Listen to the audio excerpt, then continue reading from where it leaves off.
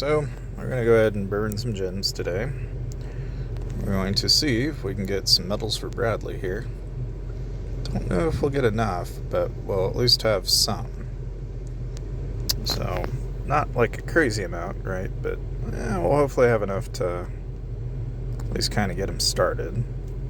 A little bit more than what I've got him at, so I'll pop up the 55, and yeah, there we go. And so now we've got him up to tier 4, which that's going to be handy. Now we got to get more ranks from there, but the main thing is this. We'll go through and upgrade all of his skills. This is pretty much where I like to stop. I don't like getting these guys all the way up further than this. Why? I don't know. I like get them up to about that level where I get all the skill bonuses. And then I say, okay, and no more mythic shards for you. I will try to get the rest completely using gems or any other means, right? But not using my mythic shards to do it.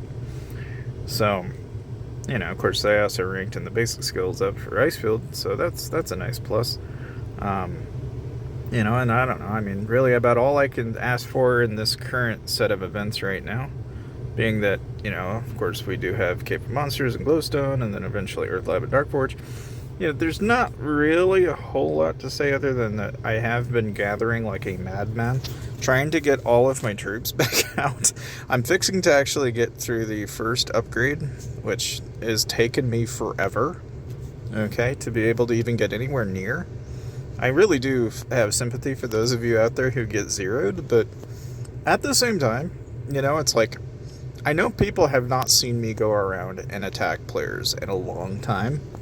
And I stress this, but like, you don't really get that experience after like the first 3 months. You get bent over backwards, my friends, after like the 3 months afterwards. And then once state transfer comes in, which is a common question, right? People will come by and be like, oh, hold on, I want to play with my friend. And I'm like, well, as long as you join the state within like a few days of each other, you should be able to do that.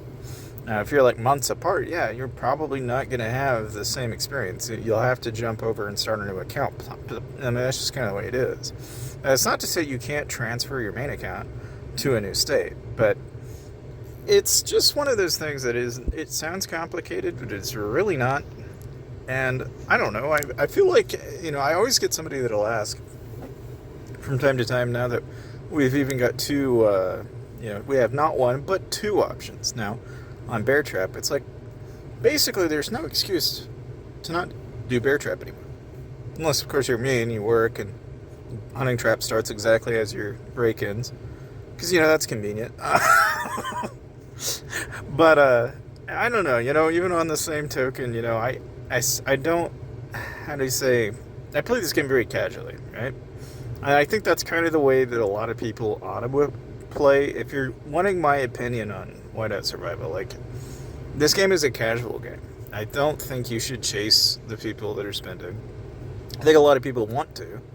There's always going to be that one person that's like, I want to be better than everybody. And it's like, well, okay, I mean, all the power to you if you think you've got, the wallet of a billionaire, but if you don't, I hate to disappoint you. Like, that is kind of the uphill battle that is these mobile games. It's like you can't really force it. You can try, but like you're going to be fighting a battle you can't win.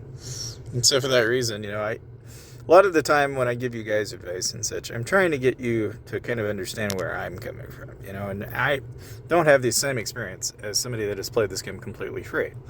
I come from the experience of somebody that is, obviously, I've spent some money, I've played the game, I've enjoyed the experience that I've gotten out of it, right? But on the same token, I also recognize that compared to a lot of what I would call skill-based games, where there is a degree of, like, you have control over, like, the position you're in. I'll always have people that'll be like, dude, I can't fight this guy. This guy's spent all this money in the game. How do I deal with this guy? And it's like, the only way I know how to deal with people that are larger than you and are causing problems is to unite multiple guilds together and rally the same guy.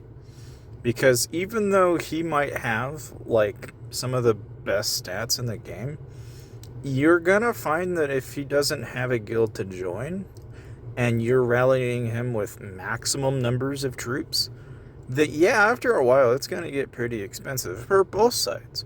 But especially the player that's getting hit wave after wave after wave from a bunch of guilds. Because the collective loss that a guild experiences is not anywhere near in comparison to the individual. And in this game, it kind of promotes that type of counteraction.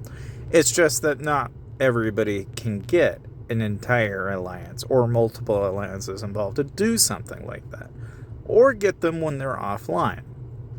So it doesn't really happen usually, right? I mean, I'm not to say that I can't, like, even at my level in the game, right? It would not take much for me to go around and burn alliances that are less than me. And it's not going to take a lot to go after players that are of a lower fire crystal level. It would be relatively easy to achieve that, but at the same token, it's like, why ruin the fun that other players are going to experience in this game just for my own benefit? It's not really worth it. So I obviously kind of sit back. I enjoy playing the game, and I don't know, it's like it's nice that you can kind of experience the game that way, talk to players, have fun. That to me is kind of the way you ought to be approaching a game like Whiteout Survival. But that's just my 2 cents. That said, thank you guys for watching, and I'll see you guys next time.